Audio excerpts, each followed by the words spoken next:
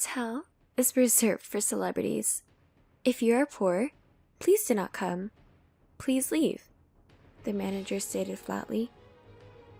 Because of their appearance, guests at a 5-star hotel are treated with suspicion.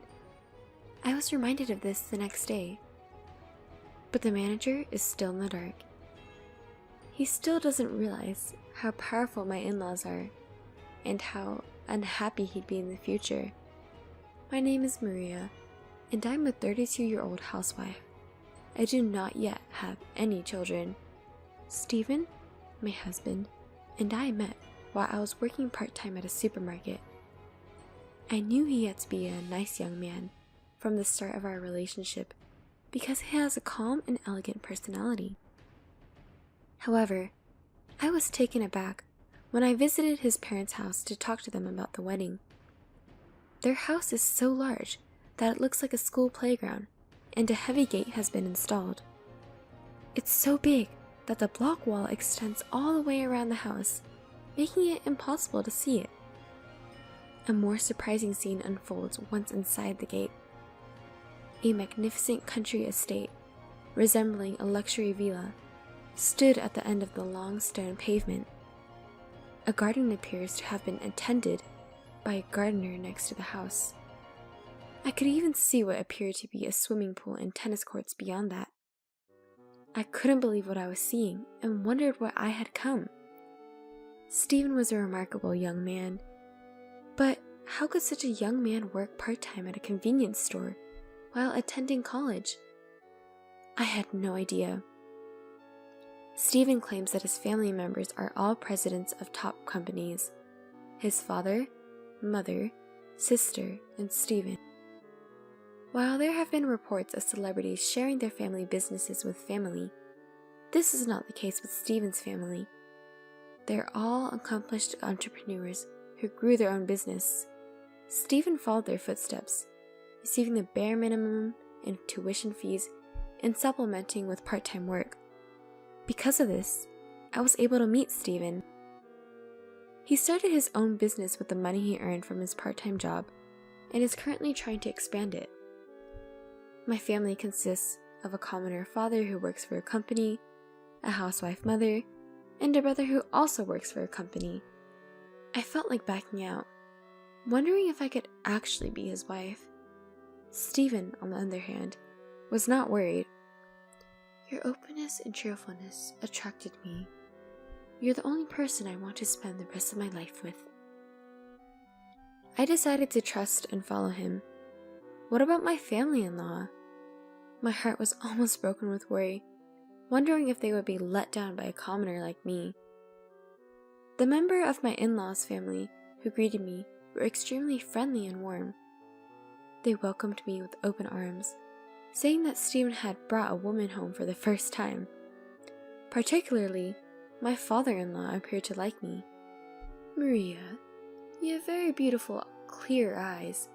Your behavior indicates that you were carefully raised by your parents. Stephen's vision is correct. My mother-in-law and sister-in-law were both extremely gentle and kind, and by the time we left, we had completely opened up and became good friends. My parents also liked the gentle and calm Stephen and agreed to let me marry him right away. We were married after the conversation went smoothly. Stephen had just started his business, and he wanted me to quit my job and become a full-time housewife to support him. We bought an apartment near my in-laws' house and are enjoying our newlywed life, having dinner parties and barbecues at my in-laws' house on occasion. My in-laws are extremely busy, so we have a live-in nanny. She's in her 60s, but they treat the nanny as if she were family, and I am impressed by my in-laws' kindness. I was having a good time knowing that I should be myself without being intimidated by my celebrity in-laws. 3 months since our marriage, we decided to throw a party for my father-in-law's 60th birthday. Stephen and I were going to arrange the hotel because my in-laws had taken such good care of us at the wedding. However, because my husband is working, I will be doing the actual work. I discussed it with Stephen. Your dad likes you a lot, so you can do whatever you want. I don't think he has a preference, so I'm confident he'll be content anywhere and with anything. The most difficult part is saying that I should be able to do whatever I want. When I spoke with my friend, she advised me to look for a high-class hotel if the president of a prestigious company is staying there. I found a 5-star hotel near my parents' house. Of course, because I have no ties with fancy hotels, I have never visited. Well, I assumed it had to be a good hotel, but I figured I'd have to see it for myself. First, I decided to check out the hotel. I was nervous about going alone, so I invited my best friend from high school to accompany me. I was impressed by the restaurant's extremely polite and courteous service when I called to make a reservation for lunch. This is a 5-star establishment. I thought I was dressed rather formally and nicely for a first-class hotel. I wore a white blouse with a black tight skirt and black pumps. My friend wore a nice flower print dress and pin-heeled boots as well. I felt happy and excited, as if I were about to embark on a trip. I had no idea I'd have such an unbelievable time there. I drove there in my car, which I've had since I was single, and was directed to the hotel parking lot at the roundabout in front of the entrance. The person who gave me directions was very pleasant and polite. At the time, I noticed a man in the lobby staring at me with a stern look. He wore a fine suit and stood tall and straight, his hair neatly parted into a parted style. He appeared to be a hotel employee, but we didn't recognize him. I was perplexed as to why he was staring at us so intently. There is a line of luxury black cars in the underground parking lot, and my car looked out of place. Some people were coming in chauffeur-driven cars and having their doors open for them, as I had noticed earlier at the roundabout, which made me feel a little self-conscious. I considered hailing a cab, but that would have been a waste of time because I wasn't far from home. The person who had just stared at my friend and I approached us as we entered the hotel. "You don't seem to fit in with this hotel. Can I assist you?" He said it politely, but I felt he was being very rude with his words. "I had made a reservation here for lunch. What do you mean by unsuitable for the hotel?" I inquired. The taller man continued to speak while looking down at me from above. "You came in a very ordinary car, but no one drives that kind of car in this hotel," the tall man continued. "Your clothing is also very..." He laughed when he said that. My face began to turn red. What a snobbish attitude. My best friend was unable to look at him, so she looked down. Normally, someone might become embarrassed and leave. I have a strong temperament, despite the fact that I appear to be a quiet person, and I wanted to know who was saying these hurtful things about me. I was curious as to who this rude person was. "Are you employed by this hotel?" I said, glaring at him. "I am the manager of this 5-star hotel." I thought to myself, I know he's the manager, but mentioning the 5 stars is just ridiculous. I had a thought, but did not express it aloud. His response irritated me greatly. "Does this hotel judge its guests based on their cars and appearance, and change its attitude depending on who they are?" I responded without giving up the fight. The manager sniffed and snorted in response. "A hotel's clientele is appropriate for its stature. It is necessary to maintain that dignity in order for guests to feel at ease and relaxed." I think I was getting a little irritated myself. "Are you saying we're degrading your hotel?" The manager's tongue clicked. I felt bad for my friend who I invited, and I considered canceling the reservation and returning home. Then, an elderly hotel employee approached me and asked, "Ma'am, may I assist you?" When I told him I had a lunch reservation, he bowed to the manager and said, "I'll take you to the restaurant."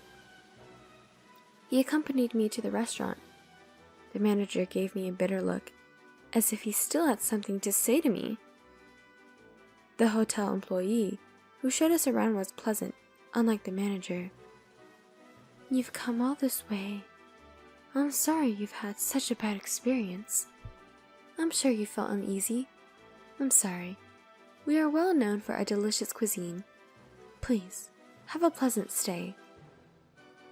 That man was quite young for a manager. How did such a young man end up running such a fine hotel?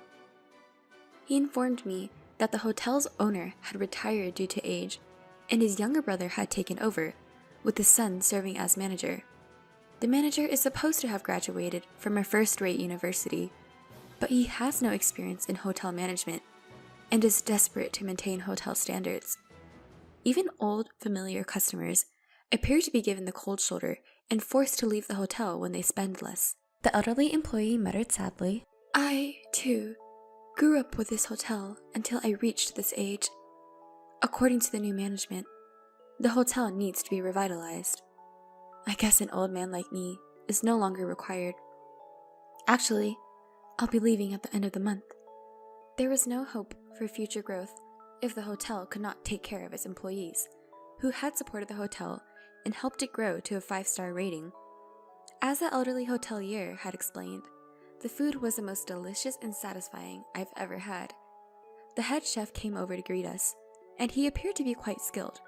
His age was roughly the same as the hotelier. I was concerned that he, too, would be forced to leave. People are happier when they are full, and by the time we left the restaurant, my best friend and I were beaming. But just as we were about to leave again, that manager approached us again. "I will visit your restaurant again soon," and we made the decision to leave. The manager, however, was undeterred. "When people like you walk around my hotel, you lower the hotel's dignity. This is a celebrity hotel, not for the poor. Please leave immediately." He stated it unequivocally. I couldn't argue with him, because I was too shocked. The hotel itself was lovely, but the manager was so rude and unpleasant that I decided not to hold my father-in-law's birthday celebration there. There must be a more accommodating hotel or restaurant nearby. When I told my in-laws about it, they asked which hotel it was. They all looked at me with interest when I told them the name of the hotel. They were looking at me with a puzzled expression on their faces. "Let's go to that hotel. I'd love to visit such a prestigious hotel." I couldn't understand why he wanted to return to the hotel where I had such a bad experience. "You don't have to dress up so much," my father-in-law said, and everyone was asked to go there in casual clothes. My father-in-law told us to go before him and that he would join us later. The manager's sharp gaze was fixed on us from the moment we entered the roundabout. There were a lot of people in the lobby. They were relaxing on sofas or drinking coffee. There were so many people that I wondered if the hotel was hosting a large event. The manager rushed in as we sat on a sofa beneath a large chandelier, waiting for my father-in-law. He screams and glares at me. "You've returned here without having learned your lesson. You don't learn, do you? You arrived at my hotel in a minivan. You are a bother." He was still being snobbish. "We came to celebrate my father-in-law's birthday today. I reserved a table for us. You didn't say anything about a car type, did you? What's the problem?" "Not to be outdone," I replied. Everyone in the lobby was paying attention to us because we were arguing so loudly. "I can tell you don't belong here by the way you were dressed. You are dressed so casually, you'd sit one of those dirty little inns." The manager's response was absolutely horrible, and the other guests were raising their eyebrows at the manager's response. "The hotel is a place that anyone can use, right? We're going to pay. The criteria for welcoming guests is ridiculous, and a hotel that treats guests like this is absolutely disgusting." When I said that, people around me said, "The customer comes first, right? It's not right to be selective based on appearance." Hearing this, the manager, flustered, turned red, and shouted, "We are a high-class hotel. We cater to celebrities. If you are poor, please leave." "Well then, let's all go home." "What?" Hearing my father-in-law, many people in the lobby quickly got up and started to leave. All of them said, "I will never come back." I will never try to stay here again." They tried to leave, and they had a big argument with employees who rushed to stop them. In fact, the people in the lobby were all connected to my father-in-law, who had gathered there at his urging. The reason my father-in-law was a little late was because he had contacted these people. My father-in-law had been a frequent guest of the hotel since the time of the previous manager. He was so busy at the beginning, he would often pop into the hotel in his work clothes, but he fell in love with the hotel's way of treating every guest with the utmost respect. My father-in-law's company used to throw a lavish party here every year. He introduced the hotel to his family, and they often used this hotel as well. After all members of his family are company presidents, so the frequency of these parties were very high. My mother-in-law frequently used the hotel to entertain clients, and my sister-in-law used it for training sessions for executives. My husband's company uses it for celebratory events for its employees. Each company, of which my in-laws are the president of, were super important to this hotel. "Please forgive me!" someone shouted loudly and got down on his knees. It was the hotel president, the manager's father. The elderly hotelier from the other day had remembered my father-in-law's face and called the hotel president in a hurry. He apologized for the rudeness of his idiot son and made the manager get down on his knees as well. "I am truly sorry, sir, but if you were the president, I would treat you differently if you had told me. It is bad of you to use poor people to make reservations." He made excuses. It seems like there is nothing to say to this person. "You're apologizing to the wrong person. It was my son's wife that the manager got treated badly. She is a kind-hearted girl whom I cherish as much as my daughter. You should remember who the hotel is originally for. I have gratitude to your predecessor here, and I had been very close to him, but now it is time for me to end it." We left that 5-star hotel. We then moved to a diner that I often go with my own family to celebrate my father-in-law's 60th birthday. The restaurant has several private rooms, and you don't have to make a reservation to get in. The food was excellent, and my in-laws were delighted with the cozy atmosphere. My father-in-law suggested that we invite my parents as well, so they joined us and we had a grand and lively celebration. My husband and I paid for the party. Since it is a common restaurant, it isn't that much of a burden. I thought once again that we would continue to be steadfast in our creed of not getting carried away by money and not being misunderstood. Later, according to a rumor, the manager was fired and forced to start again as a cleaner. However, it was difficult to regain the reputation that once fell to the ground, and 2 years later, the hotel was closed. The next time I passed the hotel, the glass was broken, the tables and couches inside were piled up in front of the roundabout, and it had turned into a wasteland. The hotel's traditions had been shattered by a single misguided person. My father-in-law, who originally grew up in a typical family, and I get along very well, and I enjoy spending time with my husband and my in-laws. Now that we know I am pregnant, everyone is looking forward to it.